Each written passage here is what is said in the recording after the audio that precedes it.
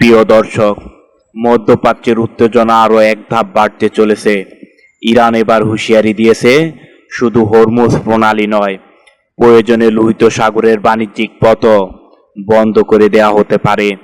বুধবার রাষ্ট্রীয় টেলিভিশনে প্রচারিত এক বিবৃতিতে দেশটির সামরিক বাহিনীর কেন্দ্রীয় কমান্ডারের প্রধান আলী আবদুল্লাহি জানান, যদি যুক্তরাষ্ট্র তাদের নৌ অবরোধ অব্যাহত রাখে এবং ইরানের বাণিজ্যিক জাহাজ ও তেলবাহী ট্যাঙ্কারের জন্য হুমকি তৈরি করে, তাহলে তার যুদ্ধবিরতি লঙ্ঘনে সামিল হবে।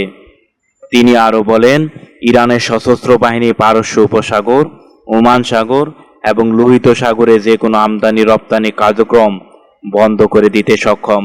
এদিকে ইউএস সেন্ট্রাল কমান্ড জানিয়েছে, হরমুজ প্রণালীতে তারা কেবল ইরানের সঙ্গে সংশ্লিষ্ট জাহাজের উপর নজর রাখছে, অন্যান্য জাহাজ চলাচলে বাধা দেওয়া হচ্ছে না। বিশ্লেষকরা বলছেন, বিশ্বের অন্যতম গুরুত্বপূর্ণ এই নৌপথগুলোতে এমন হুমকি বৈশ্বিক জ্বালানি বাজার এবং আন্তর্জাতিক বাণিজ্যে বড় ধরনের অস্থিরতা তৈরি করতে পারে।